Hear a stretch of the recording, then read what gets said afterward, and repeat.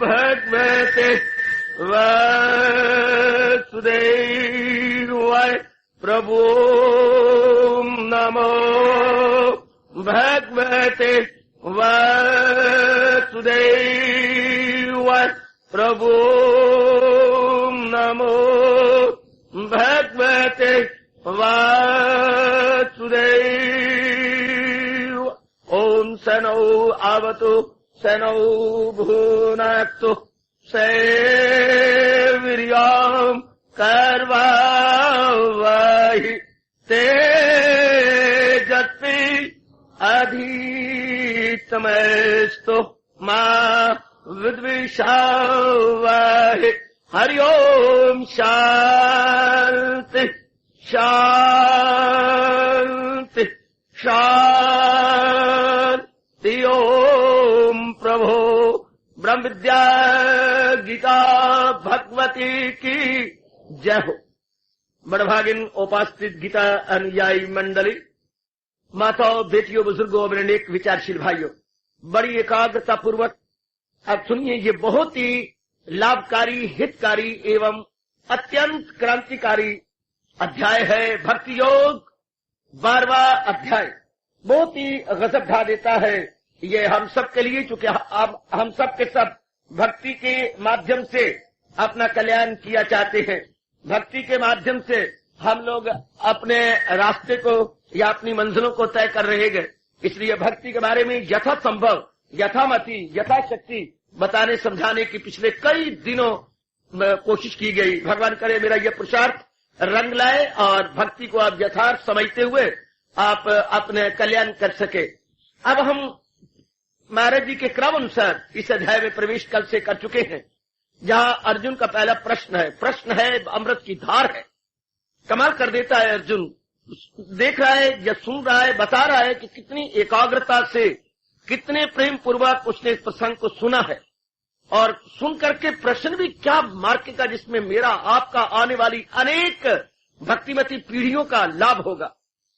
मैं फिर प्रेम से कहूंगा, जरा घर बार भूलते हुए और पूर्ण अपना मन लगाते हुए, क्योंकि एक घड़ी आधी की पुनियाद, तुलसी संगत साध की कोट कटे अपराध। ये ऐसे प्रसंग हैं कि इसमें कई बातें ऐसी गजब की आती हैं कि हमारी काया कल्प हो जाती है। देवी जी, मेरा अपना अनुभव है, मैं शास्त्र पढ़ के नहीं कह रहा, अनुभव के आधार पर कह रहा हूं। ये अध्याय और दूसरा अध्याय है कि अमृत भी शर्मिंदा होकर रोने लग जाता है कि कितनी मिठास है इनमें। भगवान ने मेरे में मिठास नहीं भरी जितनी कि भगवान ने अपनी वाणी में मिठास भरी है, जैसा मैं और आप अनुभव कर रहे हैं। और इसमें तो क्रांति है, इनकलाब है, एकदम इंसान बदलता है। हमें अपनी राह सूझ जाती है, पता लग जाता है कि कैसे मैंने अपना कल्याण करना है, क्योंकि हम सब के सब कल्याणकामी जीव हैं। जितनी मेरी बेटियां और मेरी माताएं सब कल्याणकामणी हैं।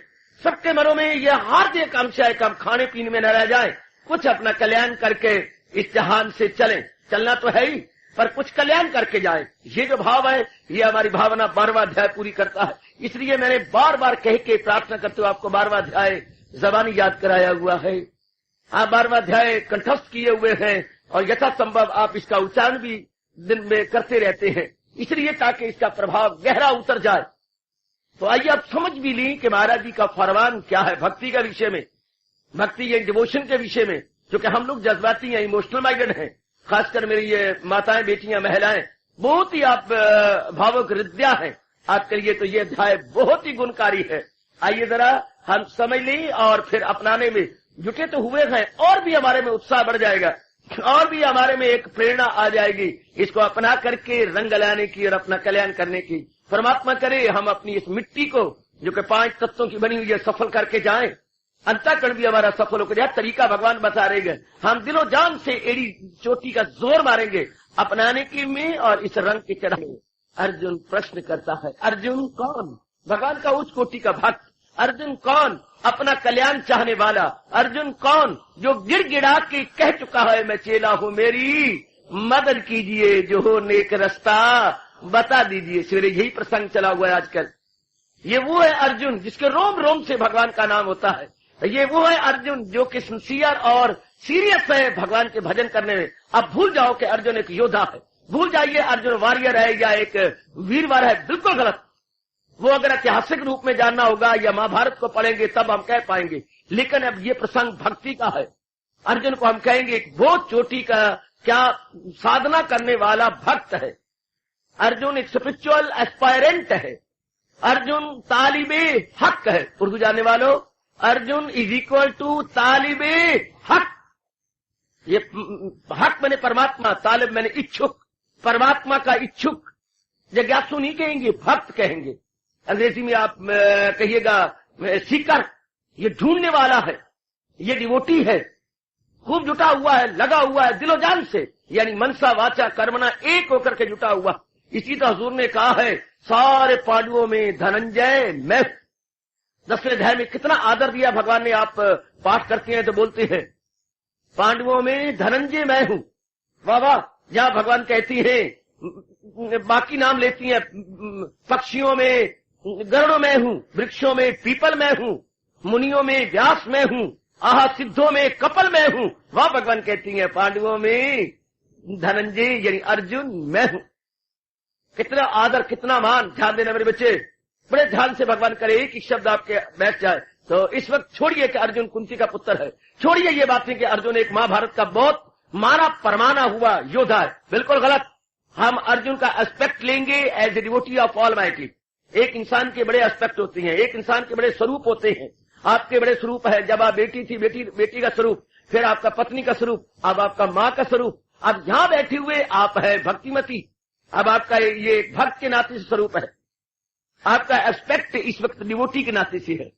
आप इस वक्त ना बाप हैं, ना आप किसी के पति हैं, ना आप किसी की पत्नी हैं। इस वक्त क्या है? भगवान की भक्त। इस वक्त आप भगवान की डिवोटी हैं, तालिबे हक है। और अर्जुन जैसा तालिबे हक है, बहुत सुंदर, अति सुंदर। तो ऐसा उच्च कोटि का भक्त जो कि भगवान के एक एक भाव को बड़े आदर मान सत्कार एवं पूर्ण दक्षित होकर के श्रवण करता है। प्रश्न भी वही कर सकता है जो पूर्ण रूप से श्रवण कर रहा हो, पूर्ण रूप से, और सिर्फ श्रवण ही न कर रहा हो, मनन भी कर रहा हो, अर्थात उस पर थिंक ओवर करता हो, रिफ्लेक्ट करता हो। उसके बाद चूंकि ये भाव नए होते हैं, विचार नए होते हैं, ऐसे हम सुनने के आदि नहीं होते। ऐसे विचार हम सुनने के आदि कहाँ है? किसने सुनाई हमें ऐसी वाणी? तो फिर खामखा मन के अंदर शंका खड़ी हो जाती है। शंका उसकी सुनने का आदि नहीं है, हमने विचारा ही नहीं कभी, तो अपनाया जाएगा बाद में। पहले शंका बाधा बन जाती है, बैरियर बन जाती है। जैसे आप यहां से जाती हैं तो आगे बैरियर की लकड़ी लगी होती है। यहां तो करनी में देखी, हरिद्वार के अंदर आपके आगे कारों के बस आगे लकड़ी खड़ी जाएगी, बाद बैरियर, अर्थात पहले चुंगी दीजिए, हाँ फिर आगे बढ़िए। वहां पर एक लाल पगड़ी वाला खड़ा होता है कि पहले चुंगी जाओ, चुंगी दीजिए, रास्ता तभी दिया जाएगा, शाबाश। तो इसी तरह शंका एक बैरियर है, अर्थात पहले समाधान हो तो आगे अपनाने का दिल करे।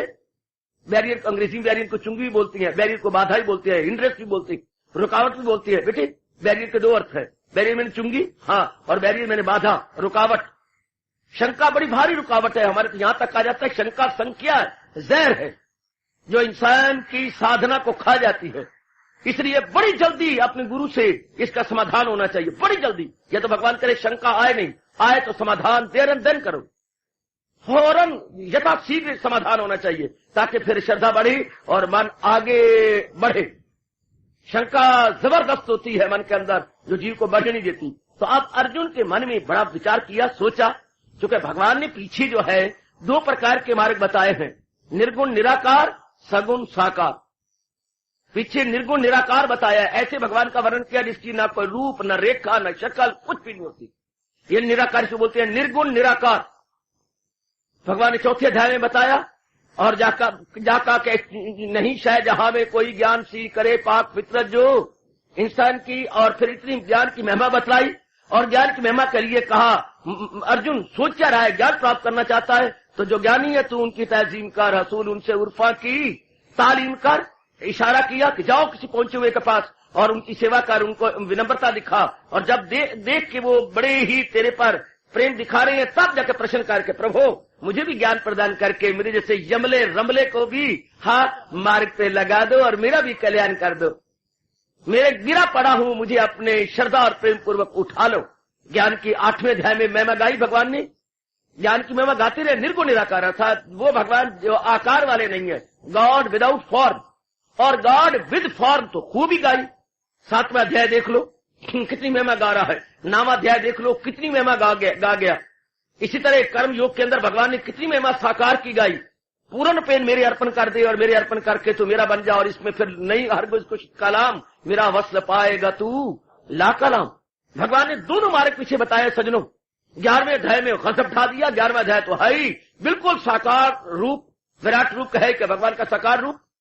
पहले भगवान अनेक भुजा वाले दिखाती है, फिर चतुर्भुजी रूप दिखाती है, पता है आपको, फिर दो भुजाओं वाले रूप दिखाती है। पहले सहस्त्र बाहु, हजारों बाजू वाला रूप दिखाया। फिर अर्जुन ने कहा भगवान मैं तो चतुर्भुजी रूप देखना चाहता हूं, मैं डर गया हूं, मैं घबरा गया हूं। फिर भगवान ने चतुर्भुजी रूप दिखाया।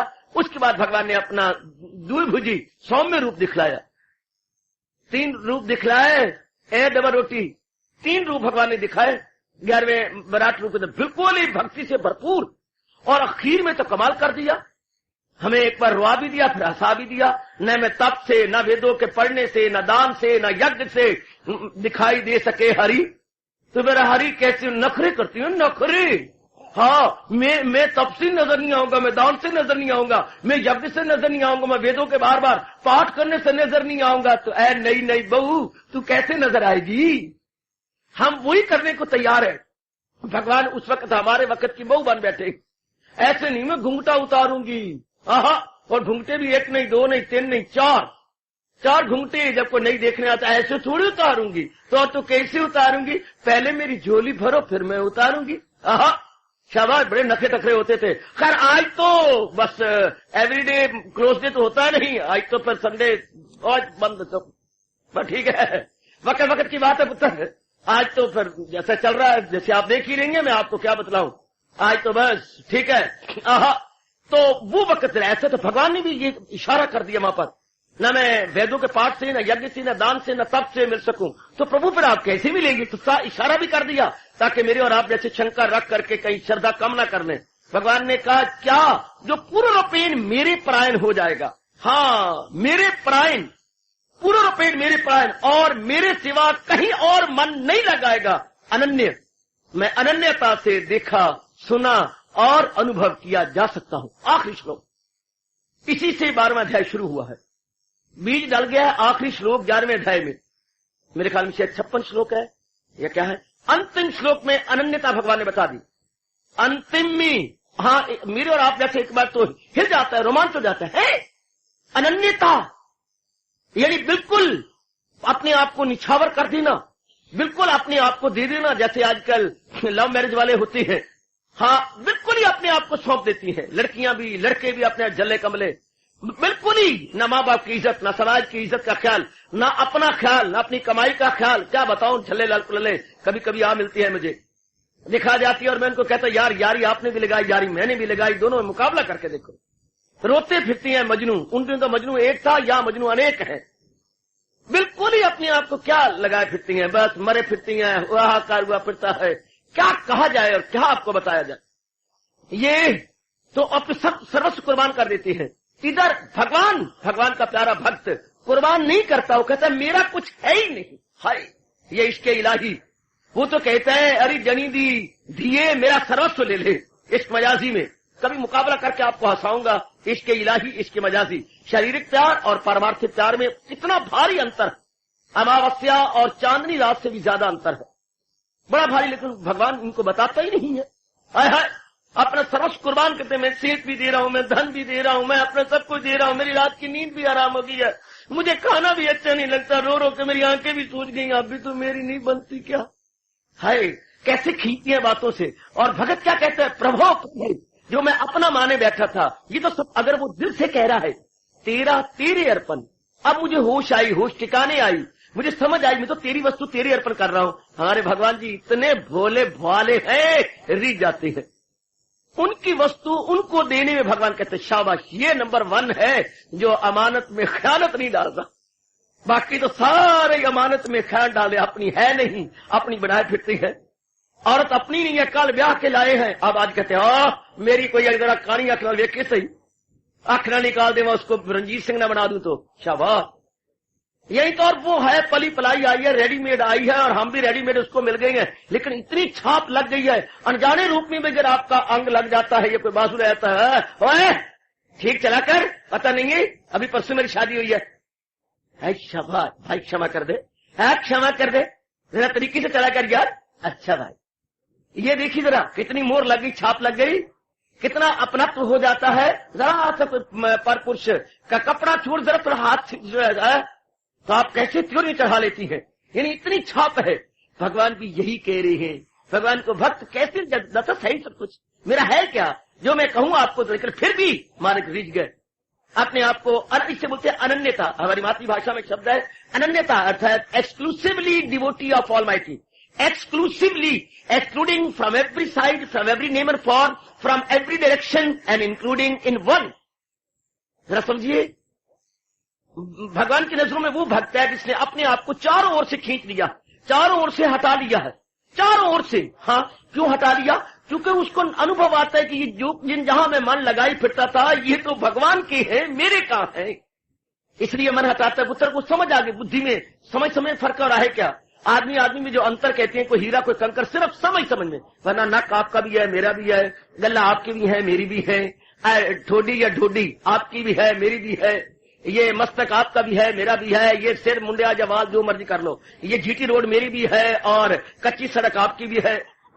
मेरी जीटी रोड है, आपका पगडंडी है, जैसे मर्जी बढ़ाई फिरो, तो वो मेरी भी है, आपकी भी है, बाजू मेरी भी है, आपके भी है, सब कुछ है, लेकिन फर्क कहां है? समझ में फर्क। और तो कोई अंतर नहीं खाता, रोटी में भी खाता, रोटी आप भी खाते हैं, इनमें कोई अंतर नहीं होता। कपड़े में भी पहनते, कपड़े आप भी पहनती हैं, बोलता मैं भी बोलते हैं। फर्क कहां होता है? सिर्फ समझ में। एक के नजरिया कुछ और प्रकार का बन जाता है, एक का नजरिया कुछ और प्रकार का बन जाता है। संसार एक ही है, पर जैसी दृष्टि वैसी सृष्टि। क्या कमाल का बयान है हमारे महापुरुषों का। अरे भोली भाली बात बड़े गौर से सुनना और एकाग्रता सुनना, ये भक्ति योग है। हजारों की बन गई, अब रब करे मेरी और आपकी भी बन जाए, और मेरी तो बनी बनाई पर आपकी बन जाए, बस मैं तो अब आपके लिए आया हूं, आपकी बन जानी चाहिए। ऐसा प्रसंग भगवान चला रही हैं और फिर लगातार चला रही हैं, और मैं हूं आपके लिए। और इतना एकांत, इतना चुपचाप, जरा अंबाला कैंट सिटी चक्कर काट के देखो, स्कूटर का पेट्रोल फूंक के, अगर इतना एकांत कहीं मिल जाए तो, इतने श्रद्धालु भी कहीं मिल जाए, कितना श्रद्धालु है, कितना एकांत है, और रब दी सौ अगर इतने वृक्ष भी इकट्ठे कहीं मिल जाए तो, ये भी कोई यूनिया है जो अपना कल्याण कर रही है। शाबाश, कितने सारा समागम कैसे इकट्ठा हो गया, भगवान ने किस्सा दे दिया। और बीच में ना अंबाला सिटी है, नहीं ये अंबाला ना कैंट है, इन बिटवीन आए बैठे, बिल्कुल बीच में, जिधर से कोई आए पहुंच ले और अपनी खुराक ले जाए। बेटी बड़ी कृपा भगवान की, बड़ी दया। ऐसे प्रसंग एकांत में चुपचाप शांत होकर के हम सुन रहे हैं, तो भक्ति के प्रसंग है बड़े ध्यान के साथ। तो दोनों ही भगवान ने मार्ग बतलाया पीछे, और अर्जुन बड़ा चोटी का है, निराकार का बताया। निराकार के वो मानने वाले हैं जो पिछले जन्म में जिनकी साधना है। यक्लस को निराकार को नहीं मान लेता, भगवान without form, Lord without form, जिसकी शक्ल नहीं मिले हुए हो और अभ्यास कर रहा हो, जुटा हुआ और लगा हुआ, अचानक क्या हुआ, शरीर छूट गया, या आयु ने वफा न की और चला बसा, तो वो ऐसे व्यक्ति भगवान कहती हैं ऐसे अच्छे घराने में आएंगे, फिर वो जुड़ जाएंगे निराकार मार्ग में। वरना निराकार आदमी जल्दी नहीं पकड़ सकता, अभ्यास होना चाहिए अच्छा खासा। निराकार तो आखिरी अवस्था है, वेदांत तो आखिरी अवस्था है। महापुरुष कहती है पहले भले कर्म कर, हाँ अंतःकरण में निर्मल कर, फिर निर्मल होगा, फिर तू भक्ति कर, मन एकाग्र कर। जब भक्ति चोटी पहुंचेगी फिर निराकार का मार्ग लेगा। हाँ, अगर आपने लेटना हो, हाँ तो आप खड़े हैं, पहला स्टेप क्या है, जरा बैठो, उसके बाद लेटो, पहले खड़ा हो फिर बैठ जाओ, फिर या खड़े आराम से कहेंगे फिट पड़ गया, यार मैंने फिट हो, बस लेटा में सिर टूट जाएगा। इस तरह ये थोड़ा तरीका है कि खड़े आपका यूं आप लेटो, ऐसे को लेट जाए तो फिट पड़ जाता है, या कोई किसी को मिर्गी की बीमारी हो तो बड़ा भर हो गया, पहले बैठो फिर लेटो। इसी तरह ज्ञानी को 2 दिन में नहीं बन जाता, बोलने को क्या बोली जाओ ज्ञानी जी, पहले वो काफी मुद्दत तक निष्काम कर्म योगी बनता है, खड़े, फिर बैठ के माला जपता है, योग हो जाता है भक्ति के, फिर आखिर में वो ज्ञानी बनता है। जन्म पर जन्म लेके ज्ञानी जरूर पहुंच जाए आखिर को मेरे हजूर। आप से कहा ज्ञानी आप परमेश्वर, ये तो बेकदरी नाम की आप कर रहे हैं, वरना तो पातशाही ज्ञानी को परमेश्वर दे दे। ज्ञानी आप परमेश्वर, ज्ञानी ने चूंकि अपने आप को बिल्कुल निर्मल कर लिया है, साफ सुथरा करके बालक में वृत्ति लगाए बैठा। भगवान कृष्ण कहती है मेरी आत्मा है। ज्ञानी जो चारों में सरदार है, वो यक दिल है, और उससे यक दिल में हूं मैं, वो कायम है और उसकी मंजिल हूं मैं। तो आपको फिर से मैं आउटलाइन ड्रा कर रहा हूं। भगवान ने सज्जनों और मेरी अच्छी माताओं बेटियों दोनों मार्ग बताया, निराकार भी साकार भी। निराकार ज्ञानियों के लिए, साकार भक्तों के लिए। साकार अर्थात भगवान की शक्ल वाला, बड़ी सौम्य, बड़ी सुंदर, बड़ी आकर्षक, बड़ी प्रिय भगवान का रूप। ये बड़ा आसान तरीका है, क्योंकि हमारा मन पहले क्या था, रूपों में मरा हुआ था। मां का रूप में, बाप के रूप में, बहन के रूप में, भाई के रूप में, फिर श्रीमती के रूप में मर गया, श्रीमान के रूप में मर गया, फिर अपने पुत्र पैदा हो गया धिया पर, उनके रूपों में मर गया। शुरू से कई जन्मों से हम रूपों में मरते आ रहे हैं। कपड़ों के रूप में मर गया, बड़े बड़े मकान, बड़े बड़े जायदादें इनके रूप थे, ये रूप थे। तो अब क्या हुआ, भगवान की कृपा से हम एक रूप को अनेक रूपों का कारण समझ करके एक में लग गए। इसके बोलते हैं साकार भक्ति। बड़ी आसान है, बहुत ही जीवों जैसे आप देख रहे हैं। हाँ, अब अर्जुन जैसे श्रोता ने, जिसको मैं बड़ी चोटी का भक्त कह रहा हूं, और जिसे संजय 18वें अध्याय में महात्मा के नाम से पुकारेगा, महात्मा अर्जुन। तो अब उसने ये सारा कुछ सुना, और फिर 11वें अध्याय के अंतिम श्लोक में कहा कि अनन्यता, जो बिल्कुल अनन्य हो, जिनका मन कहीं भी न जाता हो, मां सिवा भगवान के, भगवान में रुक गया है, चारों ओर से समझ लिया कि एक ही भगवान है जो इन सारों को चला रहा है। जैसे अपने मंदिर के अंदर बिजली के कितने ही पॉइंट हैं, पर एक ही करंट उन सबको चला रही है, चाहे छोटे हैं बड़े हैं, कैसे पॉइंट हैं, लेकिन एक ही करंट सबको चलाई जा रही है। बिल्कुल ठीक है, इस तरह एक ही भगवान नाना प्रकार की जीवों को चलाए जा रहे हैं, चाहे 84 लाख की यूनिया है, चाहे करोड़ों अरबों जीव हैं, असंख्य हैं, लेकिन एक ही भगवान की सत्ता सबको चला रही है, सब में मुंह में डाले हुए। Good good good. इसके बाद जब एक का पता लगा कि ये अनत्व ननत्व में एकत्व है, कसरत में वादत है, बस मन खिंच जाता, मन चारों ओर से हट जाता। जैसे कि दिवाली वाले दिन आप खान के खिलौने लाती, कोई हिरन है, कोई हाथी है, कोई घोड़ा है, कोई खरगोश है, कोई और प्रकार के आप लाए हैं, बड़े सुंदर सुंदर ले आए हैं। हाँ, कोई मैना है, कोई बुलबुल है, ये सब। लेकिन जो आपकी बेटी वो लड़ती हैं तो मैंने आप जानती हैं, बच्चों को मैं कैसे समझाऊं, ये सब खांड के बने हुए हैं। आप दना हैं, आपको पता है, आप फौरन पिकअप करें, खांड के हैं। अब आपने लड़ाई खत्म कराई, पुत्र जरा जी पर लगाओ, मित्ता तू लगा रही जी पर, मित्ता तो क्या घोड़ा क्या खांड मिठे नहीं है तो मिठे। तब तक लड़ाई रही जब तक कि आपने बच्चों को, जो बच्चा लड़ा था घोड़े पर हाथ लगा दिया, मित्ता है, हाथी तो लगाओ, मित्ता है, खाने की कोशिश करो, खाना सो रहे हो तो लड़े जा रहे हो। इसी तरह जी जब अनुभव खुलने लगता है, जब जी जुटने लगता है, असलियत की पहचान हुई खांड के बने हैं। खांड लकड़ी के सांचे होते हैं, उसमें खांड गला करके डाल देते हैं, जमा देते हैं, तो इस तरह बन जाती है, वरना तो खांड ही खांड है। इस तरह जिस पर भगवान की विशेष कृपा है वो समझ जाते हैं, असल तो मेरे भगवान ही भगवान जो चलाए जा रहे हैं, और रूपों में फर्क पड़ा है, कोई कैसा कोई कैसा कोई कैसा कोई कैसा। ये सांचे भगवान ने अलग अलग बना रखे हैं, वरना जो असलियत है, वास्तविकता है, वो एक ही है। चलो ना, भगवान के फरमान को चूमा करो, हकीकत यही है, हकीकत सच, सदाकत यही है, सदाकत सच। भाई इनमें कुछ सच चीज क्या है, ये सब जाने वाले टूटने वाले हैं। जैसे वो रूप जो खान के खिलौने बने वो तो टूट जाएंगे, हाँ, पर इनमें सदाकत क्या, खान तो नहीं टूटेगी, खान तो भोरा भोरा होकर के रह जाएगी, शाबाश। इनमें जो असलियत है वो तो नहीं टूटेगी, जो है शरीर खत्म हो सकता है ना, हमने माने शरीर, लेकिन जो असल आत्मा वो तो नहीं होती, ये मरती नहीं, वो बदन हो हालात, भले ही शरीर टूट जाए, टूट नहीं है, लेकिन जो असलियत है जिससे ये बने हैं उनका कुछ नहीं बिगड़ेगा। शाबाश, वृक्ष जल जाएंगे, सड़ जाएंगे, शाखे शूखे सब, बूर फूल फल, लेकिन जो इनका बीज है वो रह जाएगा, उससे फिर हजारों लाखों वृक्ष पैदा हो जाएंगे। तो असलियत की पहचान करने वाला सारे रूपों से अपने मन को विड्रा कर लेता है, जैसे वह कछुआ सारे अंगों को अपने सुखेड़ देता है और गोल मटोल बन जाता है, उनको साकार भक्त कहती है। साकार के पुजारी, यानी ये उसको मानती हैं जो भगवान साकार है। जिनकी किस्मत नहीं अच्छी होती, बदकिस्मत इंसान अपनाने की बजाय लड़ने लग जाए। भगवान साकार होते हैं, चल डंडा उठा लेंगे, भगवान साकार होते नहीं, भड़वे हो तुम, बकवास करते हो। ये वो इंसान है, शहर पहुंच दे नहीं झगड़ाल राही, रस्ते विच ही रहन ख्वार होंदे, रस्ते वास्ते लड़दे रहनो दिला बेड़े उन्हां दे कदी ना पार होंदे। ये वो कमबख्त हैं जिन्हें अपनाना नहीं, जीवन में ढालना नहीं, मार्ग में चलना नहीं, वृत्ति टिकानी नहीं, अंतर्मुखी होना नहीं, तप करना नहीं, अभ्यास करना नहीं, रस लेना नहीं। न छोटे अबोध और मासूम बच्चे लड़ रहे थे, शक्लों पर हाथी नहीं लेना, मैंने गोला लेना, गोला नहीं मैंने वो लेना। ये अगर कहीं वो जबान में चखने लग जाए, तेला भी मिथ्या मेला भी मिथ्या, चल फिर बोला बंद। जब स्वाद लेने लग जाए तो लड़ना बंद, और जब लड़ती है तो तब स्वाद नहीं लेते। ये जो साकार निराकार के झगड़े चलती हैं, ये उन कमबख्तों के हैं जो उन्हें चला नहीं है, जो जुटे नहीं, लगे नहीं। और रब को अनुभव करना है। अगर निराकार का विश्वास है निराकार का कर लो, अगर साकार का है तो साकार का कर लो। भाई जब पानी को बहुत ठंड लगती है तो जम जाता है, पर जमा हुआ भी पानी ही है। जब बहुत ही भगत प्रेम में भर जाता है तो भगवान को जम के अपना रूप दिखाना पड़ता है। और समझाए किसको? जब पानी को बहुत सर्दी लगती है जम जाता है, बच्चा बर्फ कहती है। इसलिए जब भगत बहुत चिल्ला उठती है तो भगवान को अपनी शक्ल में जम के आना पड़ता है। अया हो के युग युग में आता हूं मैं, भगवान का इकरार। मैं युग युग में अवतार लेके प्रकट हो जाता हूं भक्तों के लिए।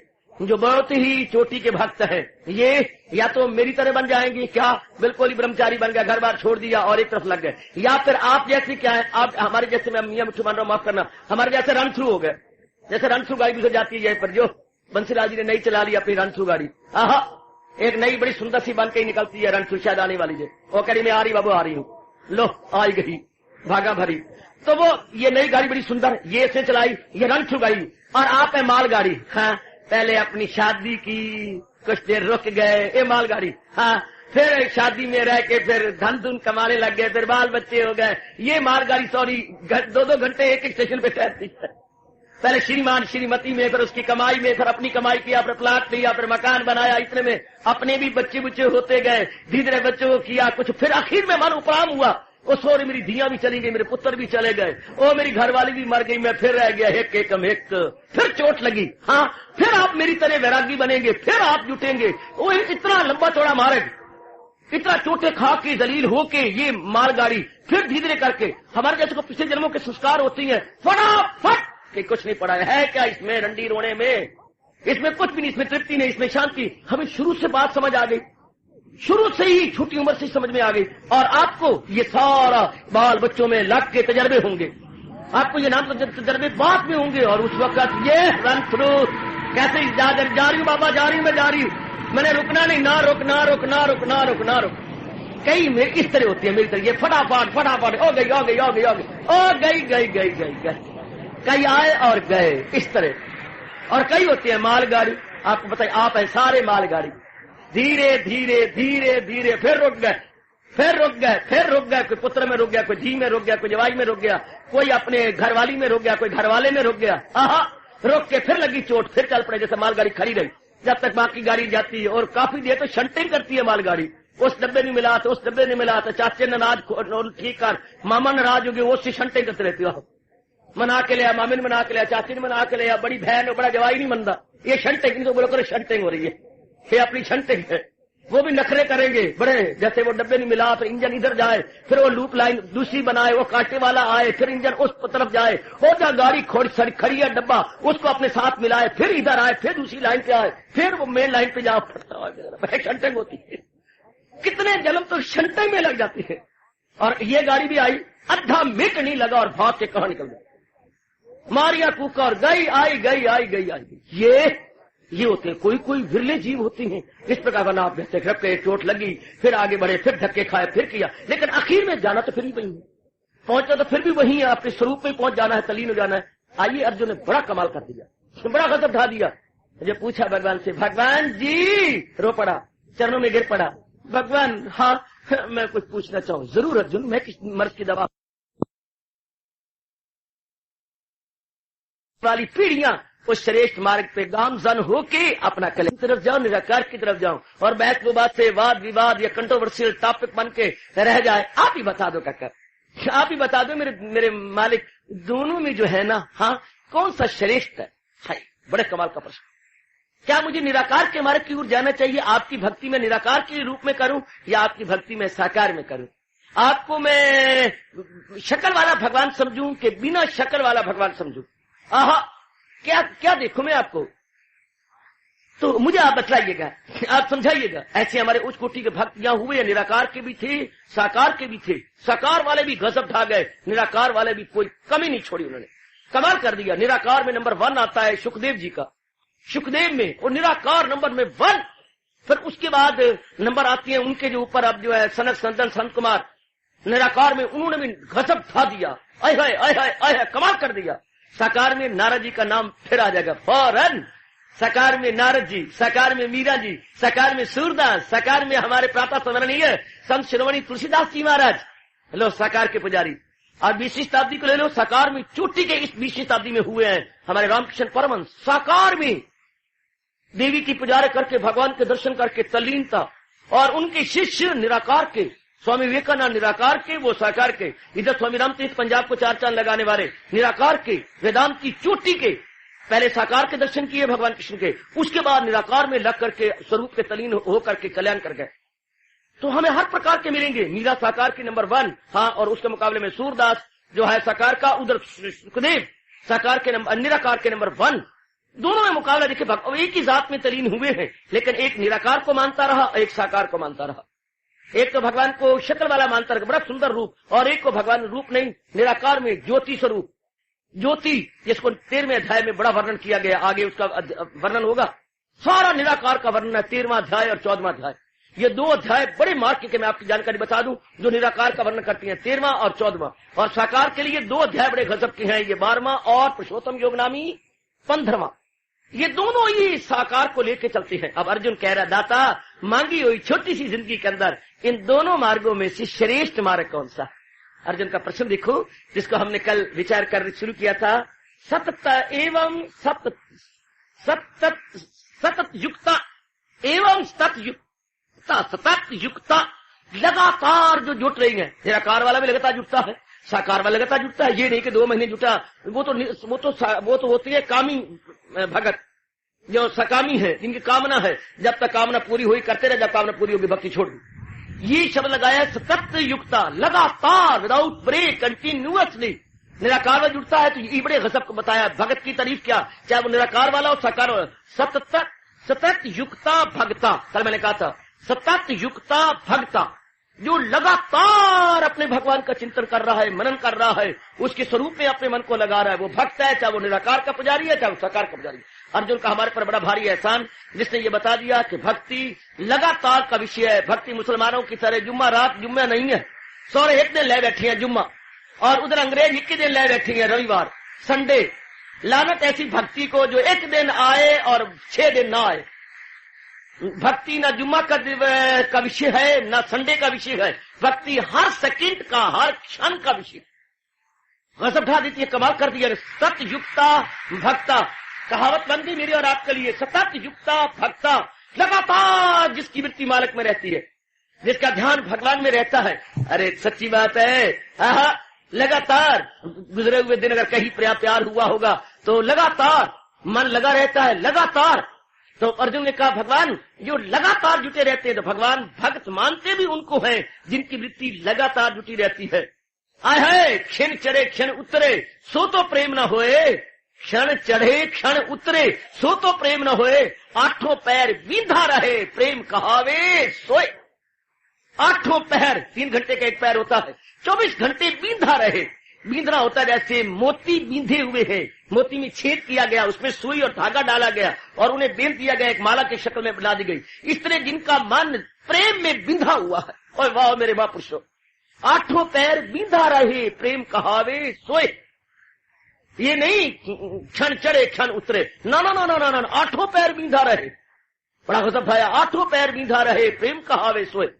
प्रेम चाहे 8 पैर जुटा रहे, लगा रहे।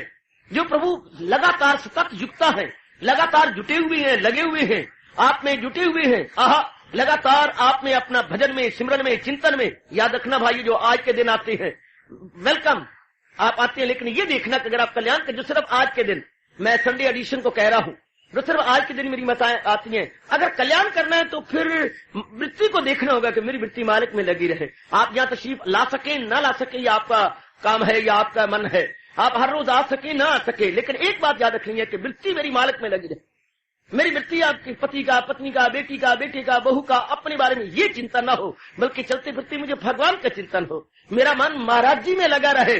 जैसे सूरदास कहते हैं, मुंह मन अंत कहाँ सुख पाए। अब मेरा मन और कहाँ सुख पाएगा, जैसे उड़ी जहाज का पंछी फिर जहाज पे आए रे, मुंह मन अंत कहाँ सुख पाए। जैसे जहाज के बांध पे बैठा हुआ पक्षी सजनों, और मेरी बताओ मेरी बेटियों, तो उड़ेगा, उड़ा, आवाज आई, उड़ा। अब उड़ा तो इर्द गिर्द कोई बिल्डिंगे नहीं है, कोई मकान नहीं है, कोई वृक्ष नहीं है, कोई पहाड़ नहीं है कि पक्षी वहां जाके बसेरा करे या पर्च करे। ओह, कोई ऐसी जगह नहीं है जिस पर वो पर्च करे, जिस पर वो बैठे। फिर उड़ता उड़ता उड़ता फिर वहीं आएगा बांध पर जाता। अनंत कहाँ सुख पाया दाता, मेरा मन अनंत मैंने और जगह कहाँ जाके सुख पाया। जैसे उड़ी जहाज का पंछी फिर मेरा भगवान प्रकट हो गए होंगे, जिनके मुख से ये निकले भगवान पसीज गए होंगे, भगवान का मन बर्फ की तरह पिघल गया होगा कि हाय कमाल कर दिया। यह है भक्ति। मोह मन अनंत कहाँ सुख पाए, जैसे उड़ी जहाज का पंछी फिर जहाज पे आए। एप्रिशिएट कीजिए, भगत कहां तक गए हैं। आकाश को भी फाड़ दिया, आकाश के भी टुकड़े करके भगवान के चरणों को चूम लिया। क्या मेरा मन जा कर सकता है। इसे कहती है चरम सीमा पर भक्ति, इसे कहती है सुच्ची और पक्की भक्ति, सुच्ची और पक्की भक्ति। दाता अब मेरा मन कहा जाएगा, मां सिवा आपके अब कहां जाए, कहां चैन दिल में मां की। चिंतन करने योग तो वो सत्ता है, वो सत्ता महत्ता दो भगवान को इस तरह, और इस तरह आपका मन चारों ओर से हट जाएगा। ये थोड़ा शरीर चिंतन करने योग है। चिंतन करने योग तो वो जो इनको चला रहे, मेरे गुरुदेव जी फरमाया करते थे अपने श्रीमुख से, हाँ शरीर को समझो छकड़ा और आत्मा को समझो या परमात्मा समझो घोड़ा। अब छकड़ा चाहे सोने का बना हुआ, सोना मड़ा हुआ हो छकड़े में, लेकिन उसकी जान प्राण तो घोड़ा है। छकड़े की तो कोई कीमत है, क्वालिटी की क्या कीमत है। हॉर्स देखिए जो भगाया जा रहा है, इसी तरह शरीर छकड़ा है और आत्मा इसमें घोड़ा है। तो घोड़े का चिंतन करना चाहिए कि छकड़े का, छकड़ा तो मुर्दा है, चला कौन रहा है, भगा कौन रहा है, इस एक एक अंग को चला कौन रहा है, भगवान जी भगवान जी भगवान जी। तो चिंतन करने योग, मनन करने योग, हाँ स्मरण करने योग, वही तो है। शाबाश, इस तरह आप अपने मन को मना लो। मन सोच सही, शरीर के बारे में नहीं। शरीर तो बिल्कुल ही आश्रित है परमात्मा के, आश्रित है भगवान के। भगवान ये शुरू से ही भाव बैठा देता मन में तो बहुत अच्छा होता, लेकिन भगवान कहते ना सब कुछ मैं तुम्हें दे दूंगा, लेकिन ये तो साधना करके मिलेगी। शाबाश, भक्ति यूं नहीं मिलती। कहेगा मैं भक्ति नहीं आपको दे सकता, या कोई और यहाँ पर साधु महात्मा है भक्ति नहीं दे सकता। भक्ति तो अभ्यास करके, जुट के, लग के, अपने मन को तलीन करके तब मिलती है। इसलिए मैं क्या करता हूँ, ये लगाए ना लगे और बुझाए ना बुझे। लगाया लगती नहीं और लग जाए तो बुझाया चन्ना मेरे आप बुझती भी नहीं। लग जाए सही एक बारी फिर कौन ल बुझाए, आहा, और लगाया लगती भी नहीं है। तो बेटी ये दूसरे का विषय नहीं है, मोहब्बत की नहीं जाती, मोहब्बत हो ही जाती है। ये शोला खुद भड़क उठता है, भड़काया नहीं जाता। मोहब्बत के लिए कुछ खास खास दिल मखसूस होते हैं। ये वो नगमा है जो हर साल इन्होंने ऐसा बना रखा है। किसी किसी के मन के ऊपर, किसी किसी पर भक्ति का भाव आता है, हर एक पे नहीं। हर एक पे शरीरों में मरता रहेगा, मैं तेरी ते तू मेरा वे चन वे माई वे।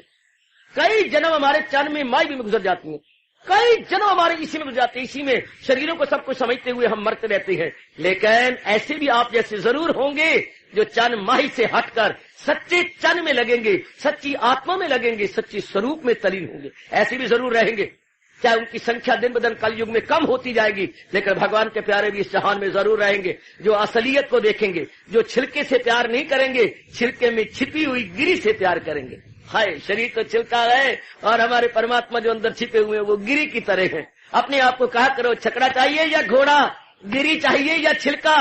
बार बार चोट मारा करो, गिरी चाहिए या छिलका, कर्नेल और शेल, कार्ट और हॉर्स।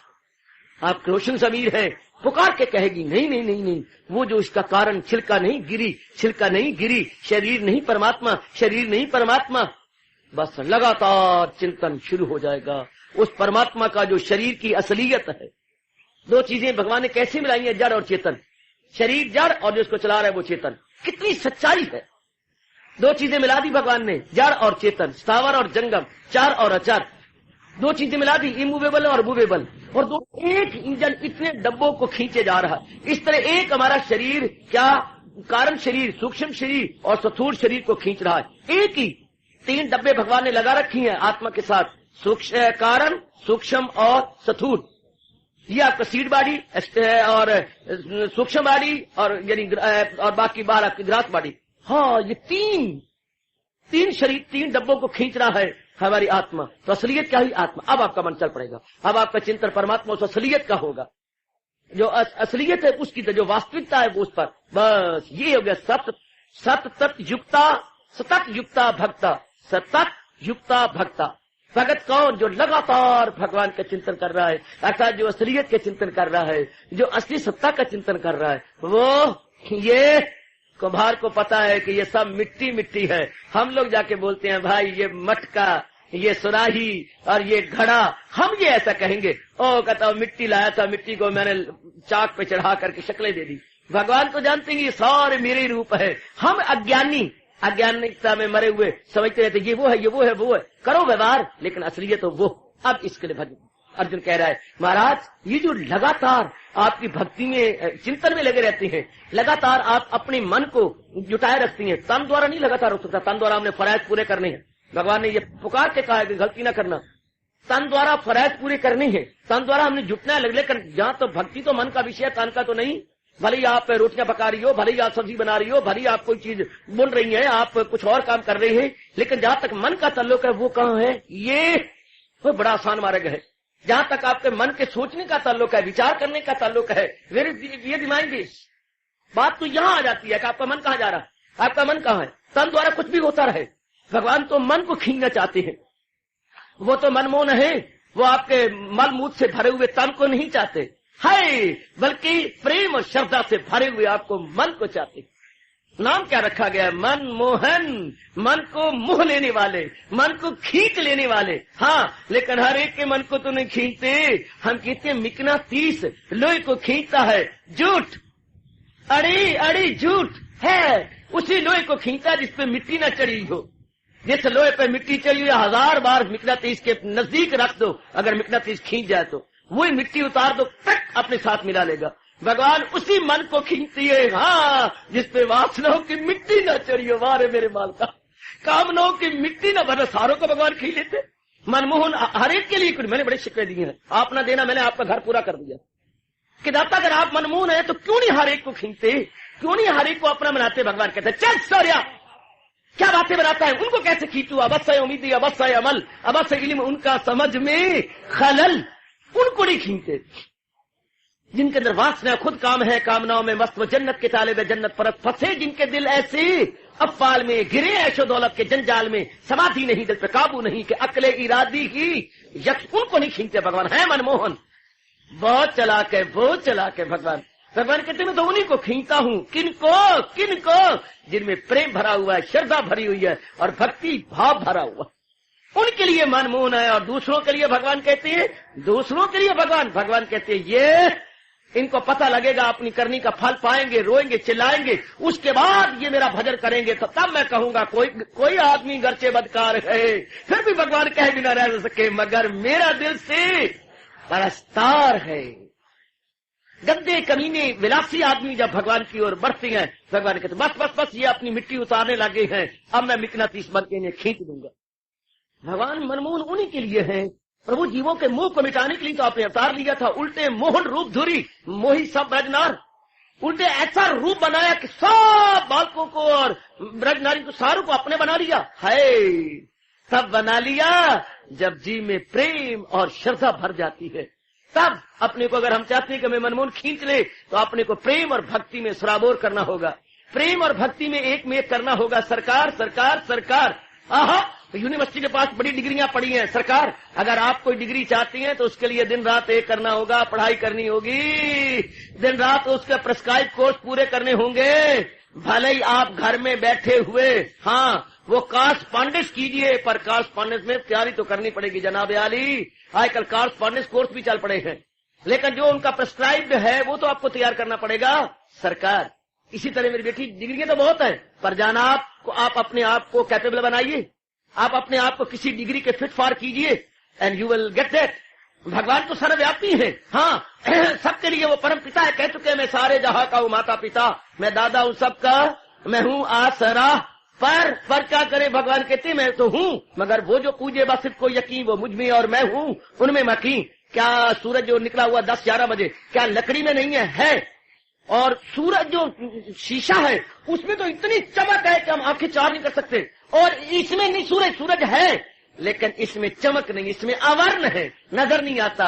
और जबकि एक कांच ने या एक बिल्लौर ने अपने आप को इतना निर्मल किया है कि सूर्य प्रत्यक्ष नजर आता है।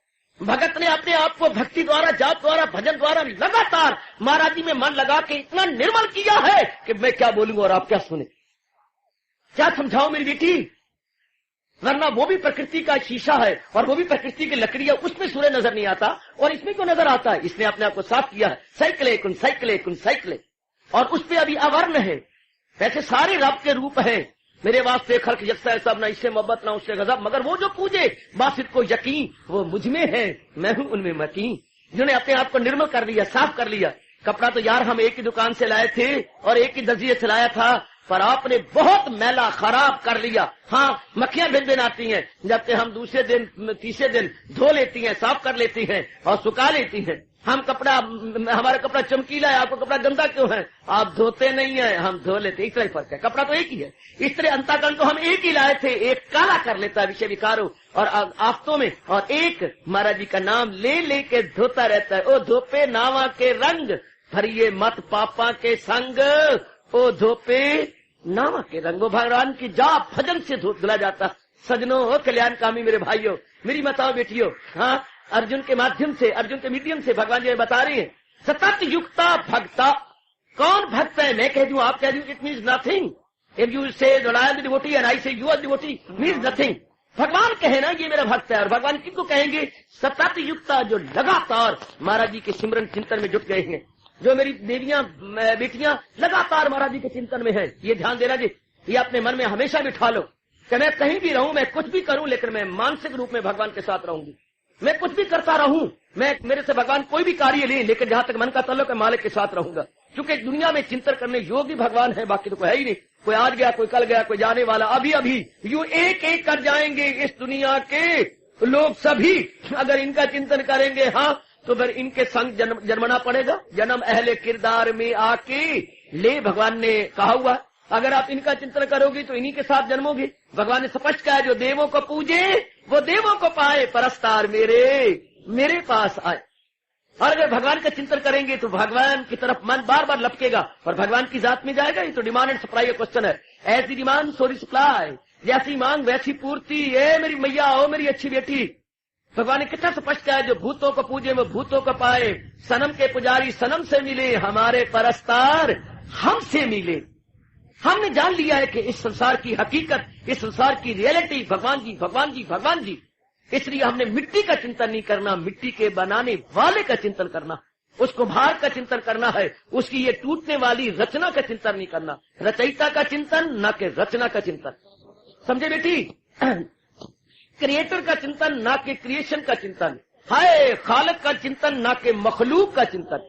बस बेड़ा पार हुआ, फिर हमारा मन उस हकीकत, उस असलियत या उस वास्तविकता में लगा रहेगा। अर्जुन यही पूछ रहा है, प्रभु सतत युक्ता भक्ता, जो निराकार के पुजारी हैं या साकार के पुजारी हैं, पर है लगातार चिंतन करने वाले, उन भक्तों में, हाँ अर्जुन, आपको कौन सी श्रेष्ठ है तो वो लगातार आपका पूजा करने वाले, लगातार आपके जुटने वाले, पर इनमें श्रेष्ठ कौन है?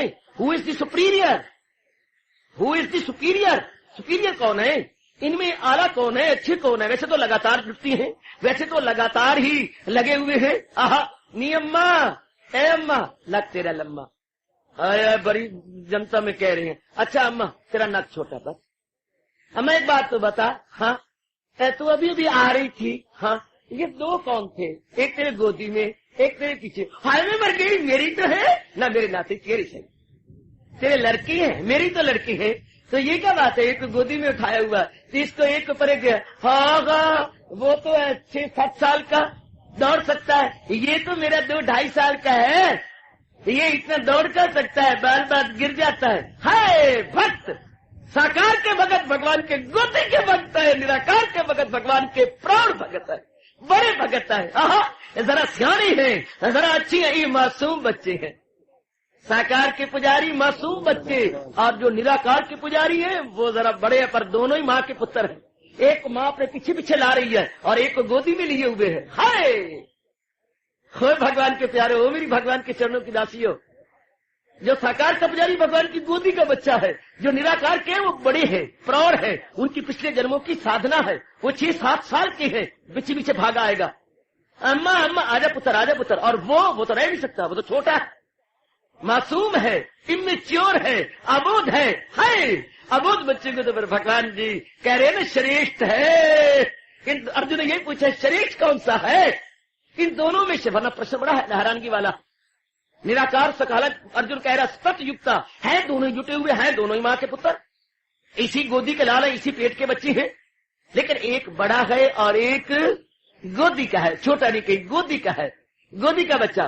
तो इसलिए अर्जुन भगवान से कहना चाहते हैं प्रभु ये है तो ये दोनों आपका चिंतन करने वाले, लेकिन दोनों में श्रेष्ठ कौन सा है, दोनों में कौन सा श्रेष्ठ है, आला कौन सा है। अब माँ को गोदी का बच्चा बड़ा आला लग जाता है। जब 4 भाई होते हैं ना, हाँ बंटवारा हो जाता, पिताजी की शीट छोड़ने के बाद बंटवारा हुआ, हाँ तो अब माँ को पूछा जाए अम्मा तू किसके साथ रहेंगी, मैं छुटकू के साथ, छुटकू के साथ। छुटकू ये मेरा नया शब्द सुना, पता आप भी मेरे से ले लो, छुटकू। मैं तो अपने छुटकू के साथ रहूंगी, क्योंकि उसी के साथ रह रह के अभ्यासी हो गई है। बड़ा कलकत्ता चला गया औरत ले करके, छोटा जो है दुकानदार बन करके वो जो है जोगीवाड़े में रह रहा है, और जो नंबर 3 है वो चंडीगढ़ चला गया औरत ले करके। जो छुटकू है, छुटकू वो तो माँ के साथ है, और अभी उसकी शादी भी नहीं हुई, कुआरा है, कुआरा।